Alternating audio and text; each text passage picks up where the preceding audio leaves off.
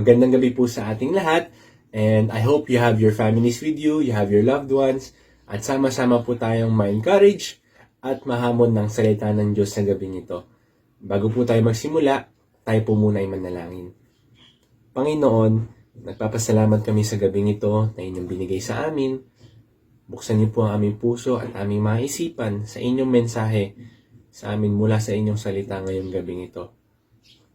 Pagpalain niyo po ang aming oras, ang panahon na ito na magkakasama kami, na mananalangin, magpapasalamat sa lahat ng ginagawa ninyo para sa amin. Sa pangalan ng aming Panginoong Hesus, Amen. Okay, so I have a question para sa atin ngayon, no? Do you believe in God? Naniniwala ba tayo sa Diyos? Naniniwala ka ba na ang Panginoong Hesus, siya rin ay Diyos? Naniniwala ka ba na kaya niyang gawin ang kahit na ano para sa atin? Naniniwala ka ba na ang Diyos ay makapangyarihan? Kaya niya ibigay sa inyo kahit anong kailangan mo? Naniniwala ba tayo sa ating Panginoon? And I'm sure na marami sa atin, sasagot natin, oo. Oo, naniniwala ako sa Panginoon. Yes, I believe in God. Yes, I believe in Jesus. I believe He is powerful. He can do anything sa aking buhay. I believe in miracles. Diba? Do you believe in God? I'm sure, oo. Kasi ako mismo naniniwala ako sa Panginoon eh. Mula pa noon, naniniwala tayo. Naniniwala tayo sa Kanya. Pero meron ako isa pang tanong. Tayo ba ay nagtitiwala sa ating Panginoon? Tayo ba ay nagtitiwala? Do we trust in God? Now, there is a fine line between dun sa dalawang yon. Between believing, no, in God and between trusting in God. Tayo ba ay, kung tayo ay naniniwala at nagtitiwala sa ating Panginoon. When we say we believe in God, and tayo naniniwala, di ba? Ibig sabihin, alam natin na totoo ang Panginoon. Alam natin na totoo ang Diyos. Alam natin na totoo siya ay powerful. Alam natin na totoo ang ating Diyos. We believe in God. But when we say we trust in God, it's something more personal, something deeper, no? When we say we trust in God, we put yung confidence natin sa bagay na iyon, no? Pag sinabi natin, I trust in God, sabihin, full confidence, binibigay ko na nagtitiwala ako sa Panginoon. When we say trust, we confidently put our hope in something, di ba? Pag naglagay tayo ng tiwala sa ating upuan ngayon, hindi lang tayo basta naniniwala na ito ay upuan at kaya ako neto. But when we say we trust in this chair, uupo ako. Kasi alam ko na kaya akong suportahan nito. At yun ang pagkakaiba. When we say we believe in God and we trust in God. When we believe, we just know God. We know it is true. We know we can hope on this. Pero trusting, it requires action. We put our hope. We confidently put our hope. We expect sa ating Panginoon. And that's the fine line between yung dalawang ito. Between believing and trusting. Now, if I would like to invite you, basahin natin yung sinasabi ng Bible, no, ng ating Panginoong Hesus mismo sa John 14 verse 1. Buksan natin sa John 14 verse 1. Alam ko marami na sa atin ay alam na ito. Ang sabi ng Panginoon sa kanyang disciples sa John 14:1, do not let your hearts be troubled. Trust in God and trust also in me. Alam ng Diyos na hindi sapat lang sabihin niya sa mga disciples niya, believe in God, believe also in me. Pero sabi niya, magtiwala kayo sa Panginoon, sa Diyos, at magtiwala kayo sa akin. And sabi niya sa umpisa, do not let your hearts be troubled. Ano ba nangyari before God said itong verse na ito sa kanyang disciples? If we would look mula sa chapter 12, Jesus was predicting His death sa kanyang disciples. Sinasabi niya na mamamatay na ako. No? Sinasabi niya na i-crucify na siya. Malapit na siyang mamatay. Bukod dun, hinugasan niya yung feet ng kanyang disciples, and then after that, pinredict niya pa yung betrayal ng isa sa kanila. Tapos pinredict niya pa yung denial ni Peter. Ang bibigat ng mga binitaw na salita ng ating Panginoong Hesus sa kanyang mga disciples. Nagpapaalam na siya kasi mamamatay na siya. Tapos sinabi niya pa, isa sa inyo, ibebetray ako. Tapos sinabi niya pa kay Peter na kapag siya ay kinukrucify na, ide-deny niya ang Panginoong Hesus. Ang bibigat talaga. Pero ang sabi niya sa John 14:1, do not let your hearts be troubled. Trust in God and trust also in me. Now, sa ating buhay, no? Ang mga problema, mga troubles, no? Mga pangangailangan, it is an inevitable part sa ating buhay. It's something na hindi natin maiiwasan na dumating. Kasi andyan yan, nakapaligid sa atin. No? And Jesus commanded yung kanyang disciples na keep their hearts from being troubled. Ayaw niya na matrouble yung mga puso ng disciples. Pag nangyari na yung mga yon, pag nangyari yung death niya, pag nangyari yung betrayal, pag nangyari yung denial ni Peter, he wanted them to trust in God and in Him, and He wanted them to be different from yung mga worrier, yung mga nag-aalala palagi. Ano ba mangyayari pag napatuloy sila na matrouble dun sa mga bagay na yun? Diba? Isipin natin, ang Panginoon namatay na, si Judas binetray ang Panginoon, si Peter dinenay niya ang Panginoong Jesus. What if they continued being troubled? What if their hearts were continuously being troubled? And yung 12 disciples na yon na binilingan sana ng umpisa ng Panginoon para mamuno sa mga iiwan niya, ay ano mangyayari? What if sila Peter hindi na nagpatuloy sa gawain? Diba? If he became swallowed up dun sa guilt niya dahil dinenay niya ang Panginoong Jesus, ano mangyayari sa church if Peter did not get up? If Peter continued being troubled? If the other disciples, no, hindi sila nakaahon muli, if they continued their hearts being troubled, ano mangyayari sa kapatiran ngayon? Kaya God wanted them to keep their hearts from being troubled by trusting in God and trusting in Him. Now, gusto kong i-share ko sa inyo isa pang story sa Bible na magiging main text natin ngayon. Buksan natin yung mga Bible sa Mark chapter 5. Sa aklat ni Mark chapter 5. Now, alam natin yung story na ito, no, sa verse 25. Mula sa verse 25. This is the story of the woman, no, na matagal siyang may sakit. And then, for 12 years, itong woman na ito ay nagbi-bleed. Dumudugo siya for 12 years. Imagine ninyo. Now, dito magsisimula ang ating story.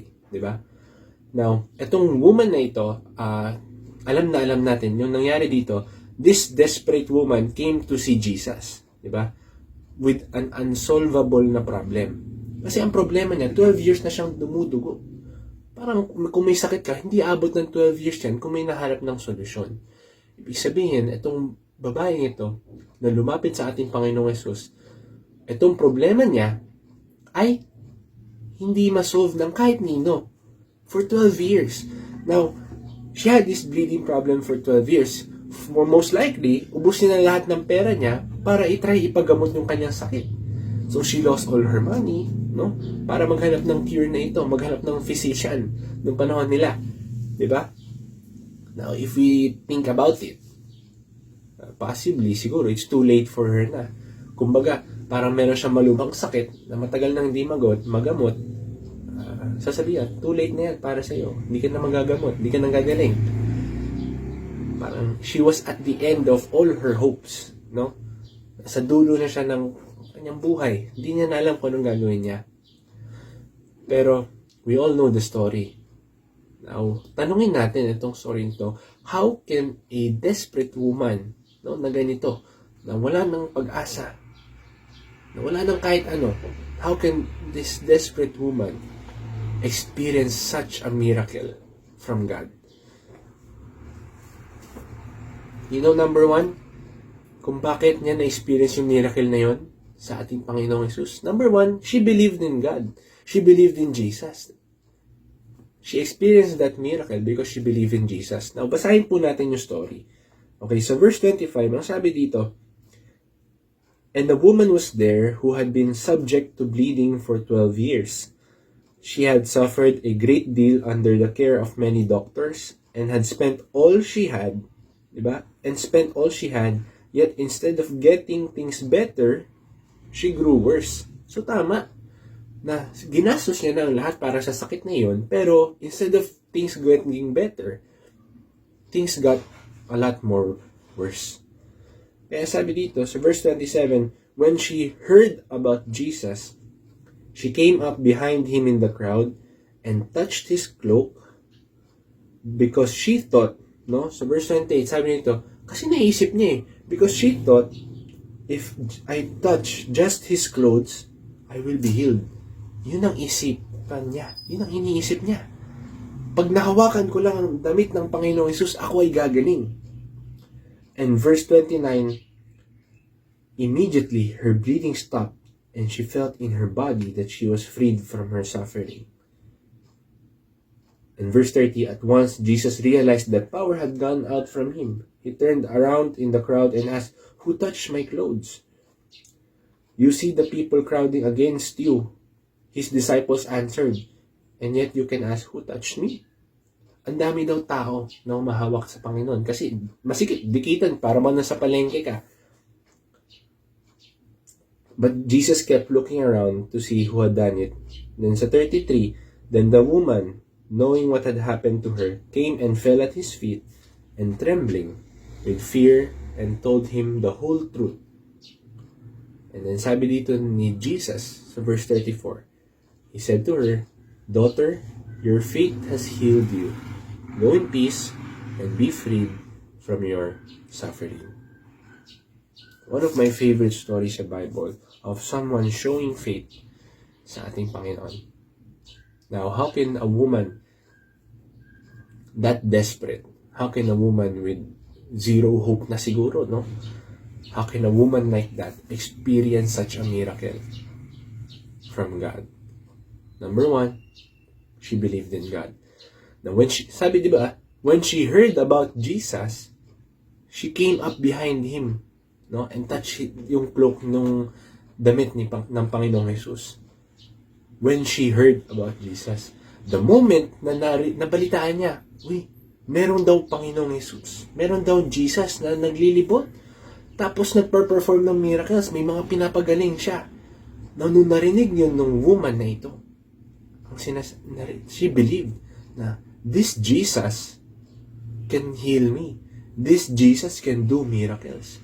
She believed. Naniwala siya na ang Panginoong Jesus kaya siyang pagalingin. Diba?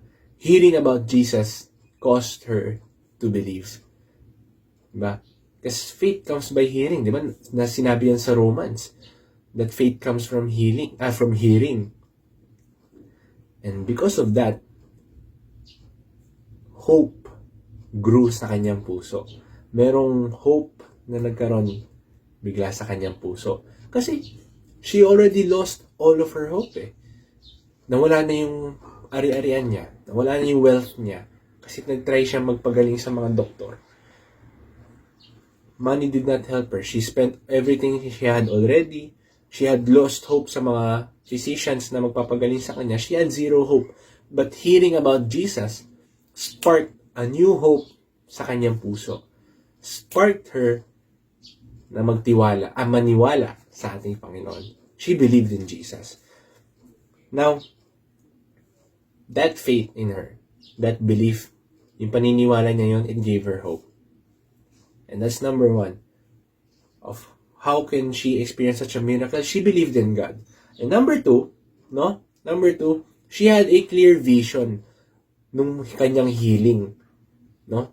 She became very optimistic. She had confidence. She had a clear vision ng kanyang healing. Paano natin nasabi yun? Di ba sabi niya, inisip niya, if I touch just the hem of Jesus' clothing, ako ay gagaling. For her, she envisioned something na mahawakan ko lang yung damit ng Panginoong Jesus. Gagaling na ako. No? She envisioned her healing. Hindi siya basta-basta positive thinking eh. It's just not merely positive thinking, but it is more faith involved. No?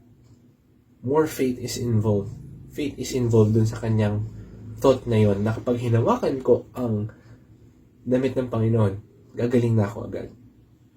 Now, yung kanyang hope, yung belief niya na yon kanina, it is all centered when she connects with Jesus. Kasi sabi niya yun na kapag nahawakan ko ang Panginoong Jesus, ako ay gagaling. Now, she needed a way to touch Jesus. She needed to connect with Jesus. Paano niya gagawin yon? She experienced this miracle. Number one, kasi she believed in God. She experienced that miracle because she envisioned, na siya ay gagaling. And then number three, how did she experience that miracle? Because she displayed yung kanyang faith. She displayed yung faith niya sa Panginoon. How? She sprang into action. She put her words into action. She put her thoughts into action. Hindi basta-basta isip na pag nahawakan ko, gagaling na ako. So siguro enough na yun. Yung faith na yun. But she had to display yung faith niya. She had to trust in God. She needed to put that faith into action by trusting in God. To trusting that when she touched yung clothing ng Panginoong Jesus, siya ay gagaling. Okay, so she had to, itong mga belief niya itong paniniwala niya, kailangan mag-action siya para mapatunayan niya na totoo. Okay? So, she had to reach out for Jesus' garment. Now, sa ating buhay, minsan ang hirap talaga mag-display ng pananampalataya. Minsan mahirap talaga magtiwala sa ating Panginoon. Kasi ang daming problema sa atin. Ang daming mga bagay na bumabalisa sa atin at bumabagabag sa atin. Kaya ang hirap ilagay ang tiwala natin sa ating Panginoon. Minsan, it's very challenging for us to put our faith, put our trust in God because of these things. Tingnan natin yung sa woman na ito. Maraming challenges ang humarap sa kanya para lang mapagaling siya. Imagine natin ito meron siyang sakit. She was bleeding for 12 years. So we can imagine na sobrang hinang-hina na ang katawan niya. Kasi she was bleeding. Vital ang blood, di ba, sa atin? Kasi it carries oxygen throughout the body. Now imagine, siguro, kulang-kulang na sa oxygen yung ibang parts ng kanyang katawan o mahina lang, maliit lang ang supply nito dahil sa kanyang pagdudugo. So, most likely, she was very weak. She was very weakened dun sa bleeding na yon. And that's the first challenge. Pangalawa, anong common kapag si Jesus ay in town? Di ba laging merong crowds na kasama? Laging merong mga nakapalibot sa kanya na para bang may paparazzi, artista siya, ang daming pumapalibot. That was the challenge kasi she had to connect with Jesus. She had to touch Jesus. Pero, di ba, kahit mahina na siya, she had to make a way through the crowd at lapitan ng ating Panginoong Yesus. Paano siya makipagsiksikan?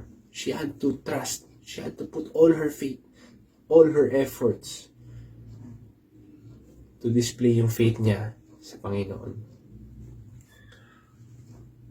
Now, she did not give up until na-reach niya yung objective niya na maabot na ang Panginoong Yesus.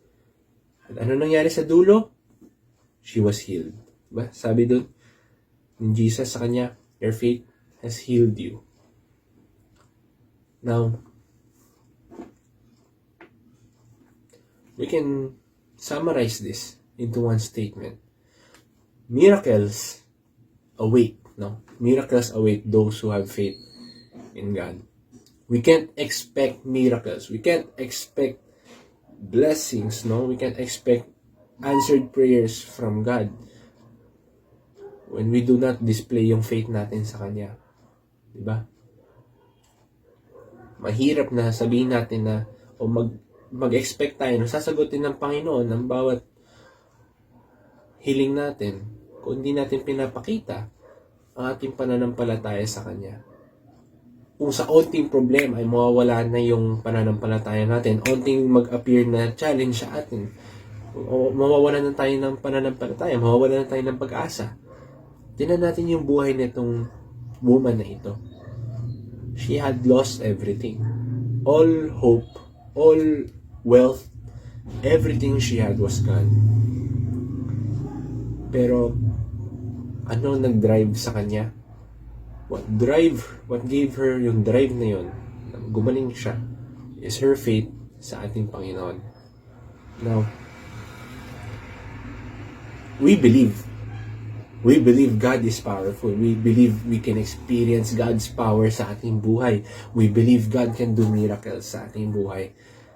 But, do we trust in God? Nagtitiwala ba tayo sa mga bagay na iyon? I'm sure naniniwala tayo. I'm sure naniniwala ka. Pero ikaw ba'y nagtitiwala sa mga bagay na iyon na pinaniniwalaan mo? Diba? Minsan we complain. We do not experience God's power. We don't experience God's presence sa ating buhay. And we feel like mag-isa na tayo minsan. Maybe it's a call para sa atin. It's a wake-up call for us to display your faith. It's a call for us to display yung faith natin sa ating Panginoon. Now, I encourage you, no? I would like to remind you that God's presence, God's power is very evident sa ating buhay. It's everywhere around us. God's love, God's power, we can see it throughout our life. Pero hindi natin ma-experience itong mga bagay na ito if we don't trust in God. If we don't believe. Kung hindi mo man na-experience sa iyong buhay, baka hindi ka na natitiwala sa Panginoon. Hindi mo na dinidisplay ang iyong tiwala sa Kanya. Show our faith. Show your faith sa ating Panginoon. Kung meron tayong pinagpipray sa Kanya, kung meron tayong hinihiling sa Kanya, ipakita natin sa Kanya na we are trusting in Him. Na we put all our hope sa ating Panginoon. I-display natin ating faith through our actions. Like the woman, na kahit hirap na siya, she had to show her faith. Nagagaling siya sa pamamagitan ng Panginoong Hesus, na kahit ang hirap na ng mga nangyayari, ipupush niya yun kasi nagtitiwala siya sa Panginoon. Now, I'm sure kayo, meron tayong mga pinagdadaanan. Meron tayong mga mga bagay na kusan busy tayo. At minsan may problema na natin ito.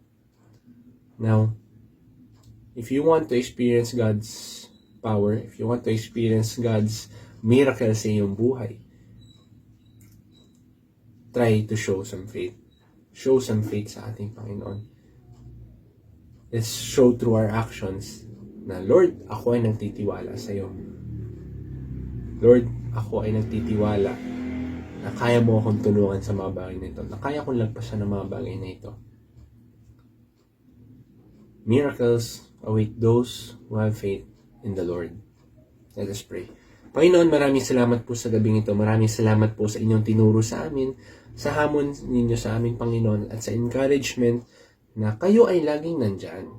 Na you are our God, you are powerful, and you can display yung power ninyo sa aming buhay. But it's also a challenge for us to display yung faith namin so that we can experience yung power ninyo, yung presence ninyo sa aming buhay. Maraming salamat po, Panginoon, at inilalapit po namin sa inyo, Panginoon, ang prayers na bawat isa sa mga kapatid na ito. We present to you, Panginoon, mga pasasalamat namin for all the things you have done and you are doing sa aming buhay. And Lord, pagpalain niyo po ang bawat isa sa amin ngayong gabing ito. And thank you, Lord. Dahil we know if we put our trust in you, if we put our faith in you, if we believe in you, you can do miracles sa aming buhay. Ito po ang aming dalangin sa pangalan ng aming Panginoong Hesus. Amen. Magandang gabi po sa ating lahat and God bless us all this week.